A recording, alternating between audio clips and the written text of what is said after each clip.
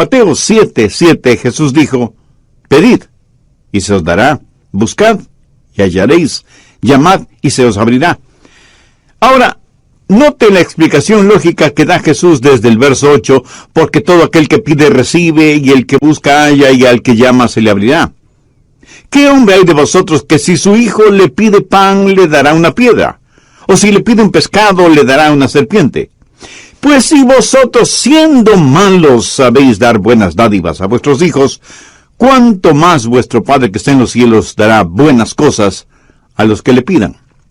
Cuando yo era solo un muchachito, el doctor Roy Ángel era un muy conocido pastor en Miami, en la Florida, y una de las cosas que él hacía en sus predicaciones era contar historias. Usaba en forma excelente ilustraciones en sus mensajes, y alguna vez contó de un joven pastorcito cuidando sus ovejas. Un día ese joven pastor vio en el suelo una flor de increíble belleza. Se arrodilló para mirar más de cerca esa flor y le fascinó tanto que con sumo cuidado la sacó con raíz y todo del suelo, y poniéndose de pie y teniendo la flor en la palma de sus manos, la contempló más de cerca. Cuando así lo hizo, una montaña cercana pareció que se abrió por la misma mitad. Unas enormes puertas se abrieron de par en par en la montaña, y los brillantes rayos del sol iluminaron toda clase de tesoros en esa montaña abierta. El pastorcito jamás había visto nada semejante, así que, dejando la flor en el suelo, fue hacia ese tesoro, y comenzó a recoger en su manto rubíes, diamantes, esmeraldas, zafiros, perlas, oro y plata. Su manto estaba repleto de ese tesoro. Él no era más que un pobre pastor, pero ahora iba a ser un rico pastor. Y con ese fabuloso tesoro comenzó a bajar la montaña, cuando escuchó una voz que le decía: no te olvides de lo mejor. Y él, mirando a su alrededor, se preguntó: ¿qué puede haber algo mejor de lo que ya tengo? Y siguió su marcha, pero escuchó nuevamente la voz: no te olvides de lo mejor. Esta vez no hace ningún caso a la voz, y corriendo más que caminando, desciende de la montaña. De pronto, con gran estruendo, las enormes puertas que vio en la montaña se cerraron, y la montaña desapareció completamente. Y el momento que la montaña desapareció, también desapareció el fabuloso tesoro que creía tener en su manto. Y volvió a escuchar la voz que le dijo: lo mejor era la flor, porque la flor era la llave para abrir la montaña, y tú dejaste esa flor allá en el suelo, en la montaña. Por supuesto, es solo una ilustración, un cuento, una fábula, una parábola. Usted llámela como quiera llamarla, pero escuche, lo mejor, la llave para abrir todos los tesoros del cielo es la oración. No se olvide de lo mejor. Jesús dijo: pedid y se os dará; buscad y hallaréis; llamad y se os abrirá. Jesús dice que si pedimos, si buscamos, si llamamos, se nos dará, hallaremos y se nos abrirá. Por lo tanto, no hay sustituto para la oración. Si usted pierde una pierna o un brazo, en la actualidad los puede reemplazar con una pierna o brazo artificial. Hoy por hoy hay sustitutos para la comunicación. Si el teléfono regular falla, hay teléfonos celulares, inalámbricos, emails, Facebook, Twitter, Internet, y quién sabe qué otras cosas más nos depara el futuro. Pero la verdad es que no hay sustitutos para la comunicación. Y ya no es cosa de ciencia ficción que un día de estos los clones sustituirán a los seres humanos. Y sin embargo no hay sustituto para la oración. Ni la elocuencia, ni el intelecto, ni la energía, ni el entusiasmo, ni las buenas intenciones son reemplazo para la oración. Yo creo que el más grande recurso del mundo aún no utilizado es la oración. Se estudia para ver cómo se puede aprovechar la tremenda energía que hay en los relámpagos o en las inmensas olas del océano, o cómo aprovechar más eficientemente la energía solar. Pero la más grande fuente de energía, aún totalmente desconocida por los seres humanos, es la oración ferviente.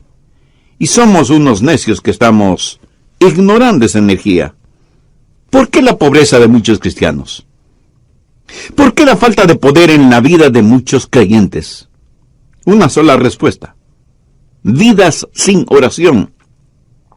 Si algún fracaso tenemos en nuestra vida, es el fracaso en nuestra vida de oración. No tendríamos pecados en nuestras vidas que la oración ferviente no hubiera podido ayudar a evitarlos. No hay ninguna necesidad mayor en nuestra vida que desarrollar una vida de oración. Y alguien seguramente me preguntará: Pastor, ¿por qué Dios quiere que oremos? Usted mismo ya nos ha enseñado que el Padre conoce todas nuestras necesidades, aún antes de que nosotros las mencionemos. ¿Por qué pedirle a Dios que haga lo que Él ya ha determinado hacer? Mi amigo, esas son muy buenas preguntas. ¿Por qué? ¿Por qué debemos orar? Escúcheme, cuando oramos, no oramos para informarle a Dios de ciertas cosas. Él las sabe. Tampoco oramos para darle instrucciones a Dios. Cuando oramos, estamos invitando a Dios a conversar con nosotros. ¿Qué quiero decir con esto? Verá, Dios quiere hacer realidad ciertas cosas en nosotros. Y quiere hacer ciertas cosas por medio de nosotros. Y quiere hacer esas cosas si es que nosotros se las pedimos en oración. ¿Por qué Dios nos pide que oremos? Primero, por un factor de compañerismo. Juan 15:7.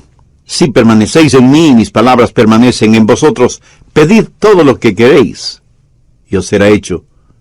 ¿Qué es lo que Dios quiere que hagamos? ¿Dios simplemente quiere darnos cosas? ¿O quiere Dios tener comunión, compañerismo con nosotros? Dios quiere que tengamos comunión con Él. Por lo tanto, Dios dice que oremos porque por medio de la oración permanecemos en Él y Él en nosotros. Dios puede estar sin nosotros, pero nosotros no podemos estar sin Dios. Cuando usted ora y Dios contesta, usted habita en Él y Él en usted. Somos colaboradores de Dios. Pablo en 2 de Corintios 6:1 dice: así pues, nosotros como colaboradores suyos. ¿Lo ve? Hay este factor de la comunión, del compañerismo, de la amistad. Segundo, el factor del desarrollo. No hay nada que pueda ayudarle a crecer como cristiano que la oración. Cuando permanece en el Señor Jesucristo y Él permanece en usted, crecerá espiritualmente en la misma proporción que la que ora. ¿Alguna vez se ha preguntado por qué Dios no contesta sus oraciones inmediatamente? Sencillamente porque Él quiere que usted crezca un poquito más cada día. José es un joven que está tratando de tener una cita con Rosita, así que le invita para que salgan juntos. Ella lo mira unos instantes y piensa: no tiene buenos modales, no es gentil, tiene mal aliento, no se viste adecuadamente, tiene las uñas sucias y sus zapatos están viejos y sucios. Así que Rosita le dice a José: no puedo salir contigo, estoy muy ocupada. Y entonces él piensa: ¿por qué no querrás salir conmigo? ¿Qué podrá hacer? Más tarde le pregunta a un buen amigo suyo: Raúl, quise tener una cita con Rosita, pero ella prácticamente me rechazó. ¿Tienes tú una idea de por qué? Y Raúl, como buen amigo, le dice: ¿quieres que sea completamente honesto con mi respuesta? Por supuesto que sí. Y Raúl, después de respirar profundamente, le dice: mira, José, tienes mal aliento. ¿Cómo que yo tengo mal aliento? No puede ser. José, estoy siendo honesto contigo. Y José va y compra un agradable enjuague bucal, usa una pasta dentífrica que refresca el aliento, y después de algunos días vuelve a invitar a Rosita, y Rosita vuelve a decirle que no. Otra vez va a consultar con Raúl, y Raúl le dice: pero mira la manera en que estás vestido. No tienes un espejo. Tu camisa está más que sucia, hueles muy mal, parece que no usas nada contra el mal olor de tus axilas, y mira tus zapatos, Más horribles no pueden ser. Después de un par de semanas, José va nuevamente donde Rosita. Pero luce diferente. Su ropa está limpia, está bien afeitado y masculinamente peinado. De su cuerpo se desprende un suave olor, como brisa marina. Sus uñas están recortadas y limpias, y sus zapatos parecen de charol. Y le dice: Rosita, ¿quieres salir conmigo? Te invito a tomar unos helados. Y casi no lo pudo creer cuando ella le contestó: José, me dará mucho gusto salir contigo. Y los dos tuvieron una tarde maravillosa. Sí, yo sé que esto es solo una ilustración, pero escúcheme. Algunas veces nos acercamos a Dios y simplemente le decimos: Dios, haz esto. Pero hay algo que Dios quiere que nosotros hagamos primero, y es orar, porque la oración ayuda a desarrollar nuestras vidas. Cuando Dios no nos da algo que le hemos pedido, enseguida preguntamos: ¿por qué Dios no contesta mis oraciones? Y el Espíritu Santo nos dice: porque hay pecado en tu vida, eres egoísta, eres carnal, te interesa más lo temporal y material que lo espiritual y eterno. Mi amigo, marque mis palabras. Hay un factor de desarrollo en nuestras vidas cuando oramos. Dios nos hace crecer por medio de la oración. Tercero, el factor de la dependencia en la oración. Dios nos hace crecer espiritualmente por medio de la oración.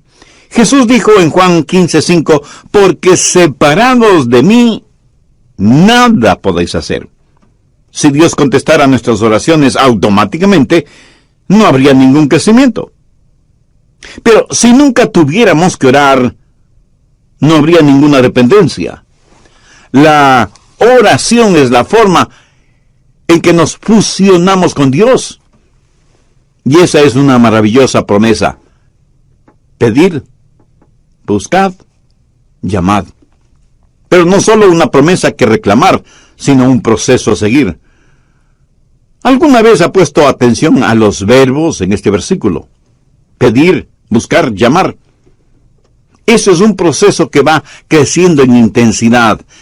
Pedir para recibir, buscar para encontrar, llamar para que se nos abra. Así, este versículo es una promesa y un proceso. La promesa de que Dios nos escuchará. Enfoquemos este punto.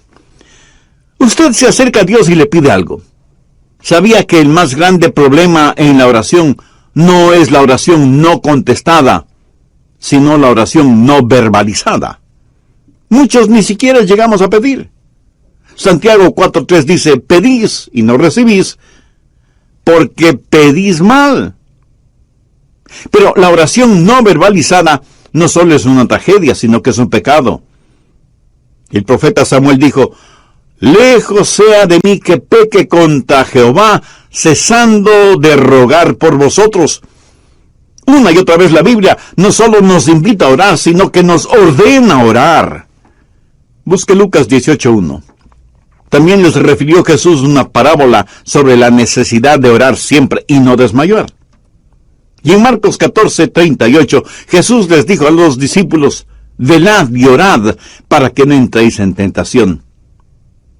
Escúcheme, cada vez que pecamos es porque hemos fracasado en orar como debíamos hacerlo. Y Pablo dice que no debemos estar afanosos por nada, sino que debemos dar gracias por todo. Y que con oración y ruego debemos hacer conocer nuestras peticiones a Dios. La razón por la que estamos tan llenos de preocupaciones y ansiedades es porque no hemos aprendido a orar. Y porque cuando oramos, pedimos lo que queremos y no lo que en verdad necesitamos. Una buena manera de probar si lo que pedimos es correcto o incorrecto es preguntándonos: ¿puedo pedirle esto a Dios? Si su propia respuesta es negativa, pues no se atreva a pedírselo a Dios. Y si es incorrecto pedírselo a Dios, entonces es incorrecto el tenerlo o el hacerlo. No divida su vida entre lo secular y lo sagrado. No piense que cuando ora, Dios está interesado en unas cosas y no en otras. Se puede imaginar a Jesús viviendo de esa manera. Cada día es un día santo. Y cuando estamos en la voluntad de Dios, todo lo que pidamos en oración, le puedo asegurar que estará de acuerdo con la voluntad de Dios. Y si usted me pregunta, pastor, ¿y qué de las cositas pequeñas? Porque yo oro solo por las cosas grandes. Mi amigo, ¿qué es pequeño o qué es grande delante de Dios?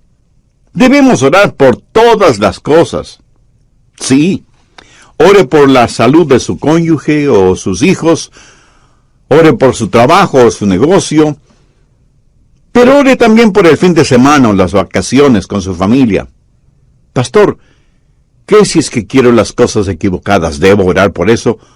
Por supuesto que sí. Pero ore para que Dios le quite ese deseo que tiene por las cosas equivocadas. Dios no le contestará a menos que usted le pida. Y eso significa que usted expresa un deseo.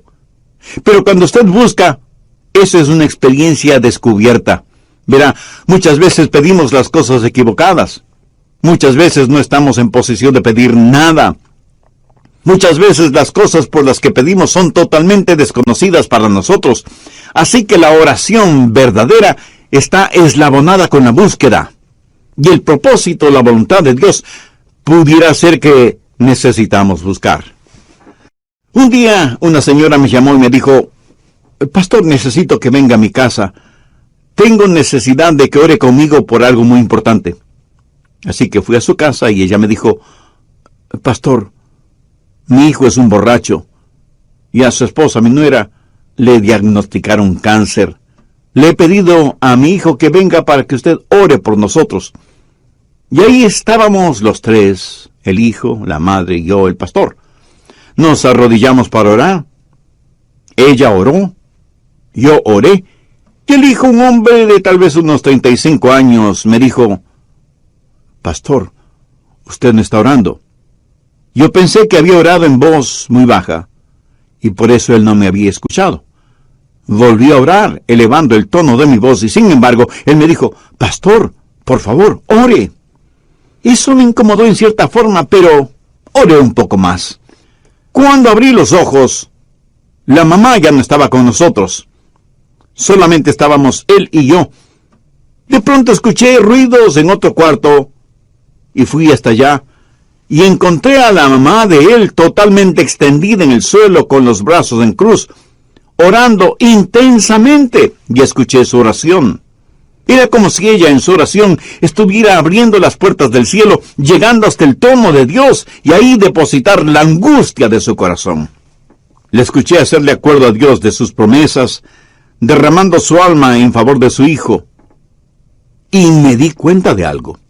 Ese hombre durante su niñez y su juventud seguramente vio muchas veces orar a su madre de esa manera, orando intensamente, y por eso me dijo, pastor, usted no está orando. Ese día aprendí una importante lección acerca de la oración, lo que significa acercarse al trono de Dios en oración. Y eso, mi amigo, no solo es una oración que pide, sino una oración que busca.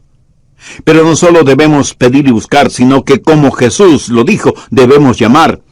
Y con esa acción estamos expresando una determinación. El llamar significa que no nos detendremos hasta que obtengamos aquello que le pedimos a Dios, o hasta cuando Dios nos diga no. Veamos Lucas 11 por un momento, desde el verso 5.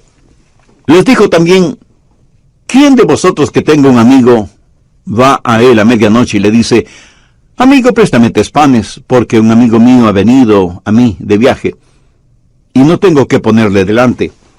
Y aquel respondiendo desde adentro le dice, no me molestes, la puerta ahí está cerrada, y mis niños están conmigo en cama, no puedo levantarme y dártelos. Os digo que aunque no se levante a dárselos por ser su amigo, sin embargo por su importunidad se levantará, y le dará todo lo que necesite. Esa es la parábola. Ahora mire los versos 9 y 10. Y yo os digo, pedid, y se os dará. Buscad, y hallaréis. Llamad, y se os abrirá. Porque todo aquel que pide, recibe. Y el que busca, halla. Y al que llama, se le abrirá. Ahora usted tiene que entender algo sobre esos tiempos bíblicos. Era totalmente, absolutamente impensable que un amigo viniera a su casa y usted no le brindara hospedaje y alimentación. La hospitalidad es algo sumamente valiosa en el Medio Oriente. Así que un amigo llega a casa de su amigo después de un largo viaje y le dice: Juan, ¿podrías darme albergue esta noche? Y el anfitrión le dice: qué gusto de verte, mi amigo. Por supuesto que puedes quedarte aquí. Siempre eres bienvenido. Pasa. Mi esposa te preparará algo para comer. Pero la esposa, en voz baja, le dice: pero no tenemos nada que ofrecerle para comer.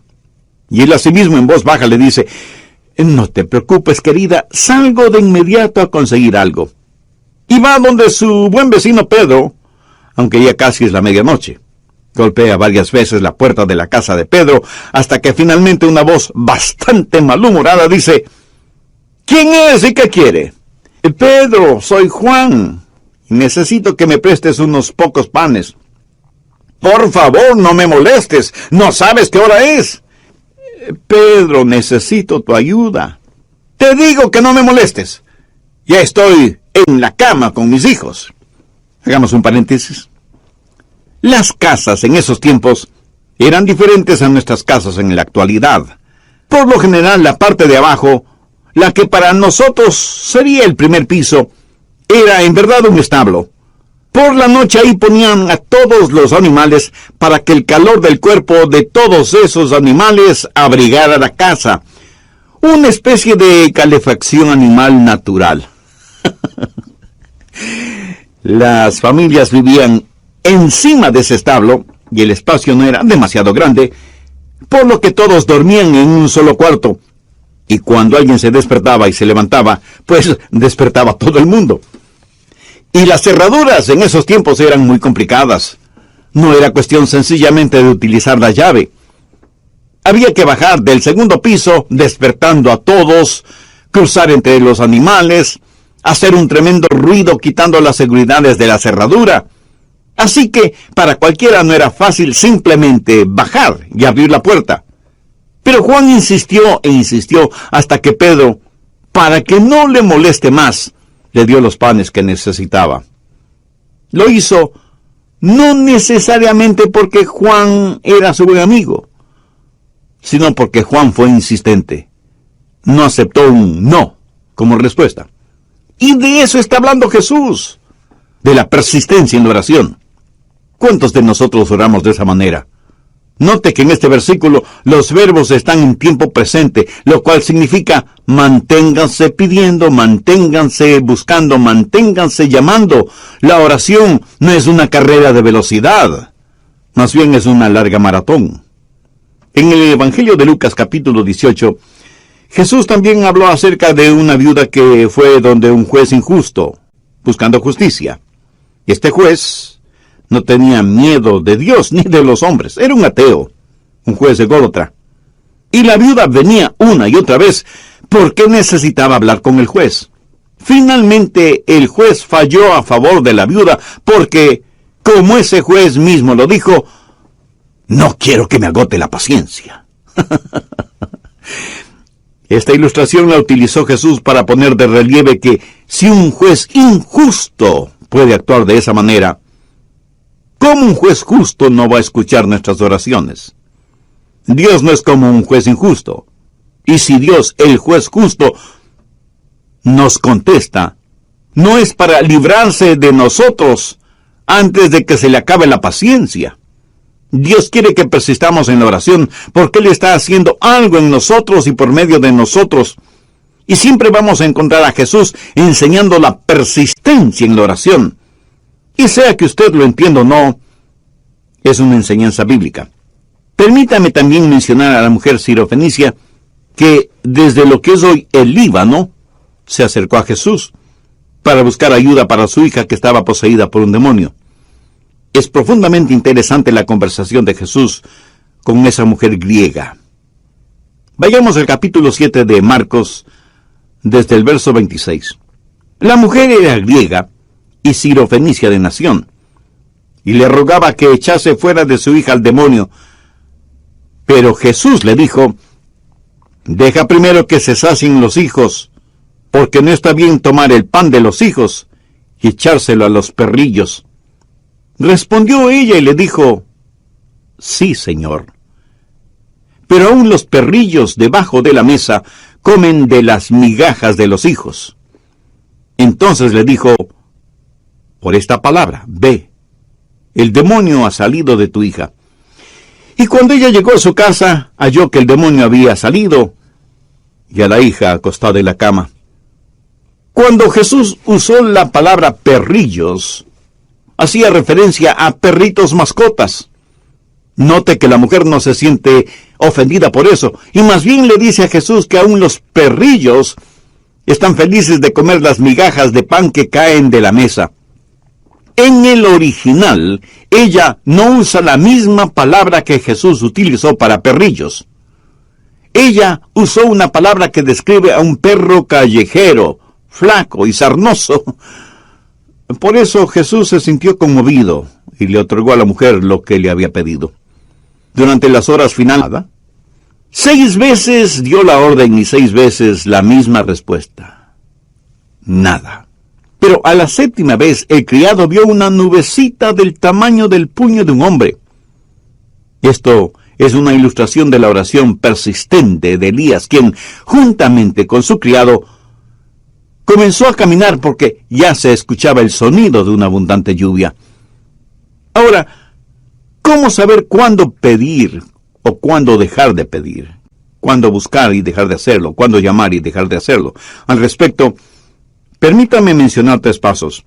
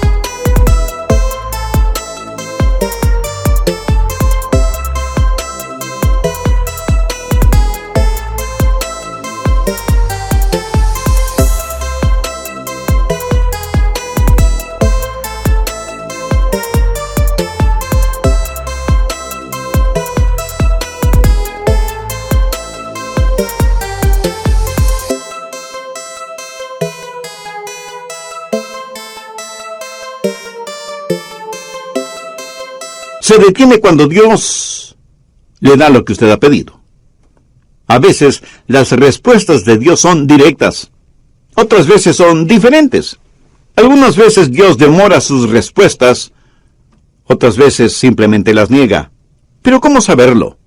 Bueno, si Dios le otorga lo que usted ha pedido, ya no hay que seguir pidiendo, ¿no le parece? Pero algunas veces usted ora por algo, y aunque no lo tiene en sus manos, lo tiene en su corazón. Quiero decir, algunas veces Dios le dirá: ya lo tienes, ya lo tienes. Y usted tiene la seguridad de que lo que ha pedido a Dios ahora, ya se lo ha dado. Y usted comienza a alabarle por eso. Y debemos reconocerlo. Algunas veces Dios dice: no. Entonces usted simplemente deja de pedir. Y aunque Dios le haya dicho no, agradézcale. Porque Dios nos da solo cosas buenas. Y si no nos da algo que le hemos pedido, es porque seguramente eso no será bueno para nosotros. Pero usted se mantiene pidiendo hasta que Dios le diga sí, o espera, o definitivamente no. Entonces hay una promesa que reclamar, hay un proceso que seguir y hay una provisión que debemos gozar. Note que el Señor Jesucristo dice por qué y cómo contesta nuestras oraciones. Volvamos a Mateo 7, desde el verso 9, y veamos cómo el Señor ilustra esto. Jesús hace la pregunta: ¿qué hombre hay de vosotros que si su hijo le pide pan, le dará una piedra? ¿O si le pide un pescado, le dará una serpiente? Pues si vosotros, siendo malos, sabéis dar buenas dádivas a vuestros hijos, ¿cuánto más vuestro Padre que está en los cielos dará buenas cosas a los que le pidan? Ahora, ¿cómo sé que Dios va a contestar la oración? Pues note lo que Jesús está diciendo. Es algo razonable y que va de acuerdo a nuestra naturaleza humana. Tome un hombre que no ha sido salvado, un hombre que no conoce a Dios. Si sus hijos le piden comida, no les dará comida. Jesús dice que si nosotros, siendo malos, sabemos dar cosas buenas a nuestros hijos, ¿cuánto más nuestro Padre Celestial no nos dará cosas buenas si es que le pedimos? ¿Por qué sus oraciones serán contestadas? Pues porque Dios es bueno. Sabe eso con certeza en su corazón, en su mente. Dios es bueno. Dios se deleita en contestar sus oraciones. Dios quiere contestar sus oraciones porque nuestro Dios es un buen Dios. Pero Dios no solamente que es bueno, sino que además es sabio. Si usted le pide pan, tenga la seguridad de que no le dará una piedra. Él nunca nos dará algo que sea malo. En la Palestina abundan miles y miles de pequeñas rocas que por su color y su textura parecen pequeños panes. Si usted le pide a Dios pan, Él le dará pan, no una roca que parezca pan.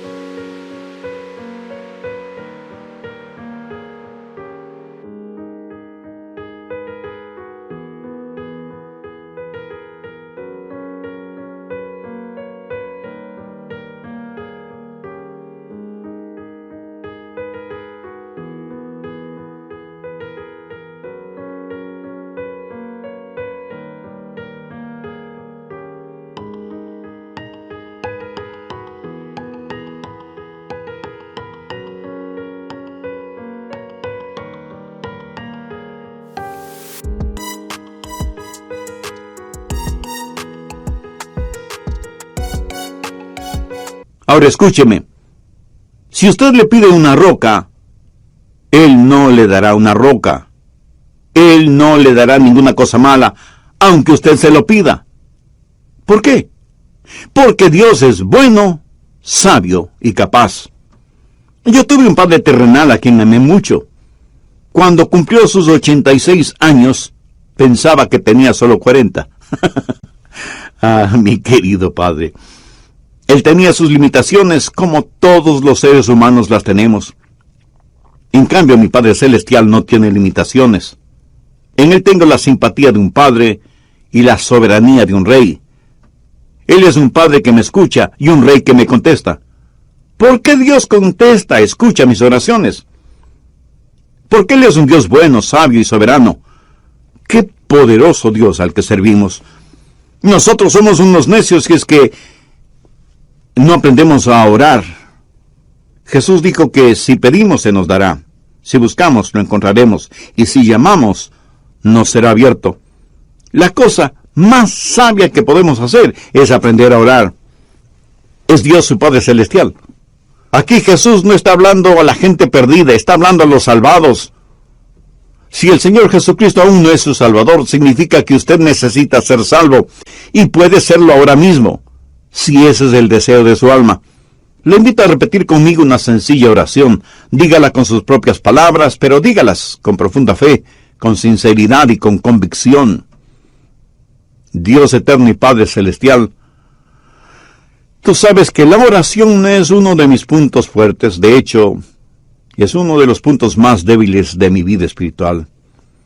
Pero hoy me acerco a ti para pedir tu gracia y misericordia, no solo para que me perdones, sino también para que me ayudes a desarrollar mi vida de oración. Señor Jesús, tú siendo el unigénito Hijo de Dios, entregaste tu propia vida en la cruz del Calvario para pagar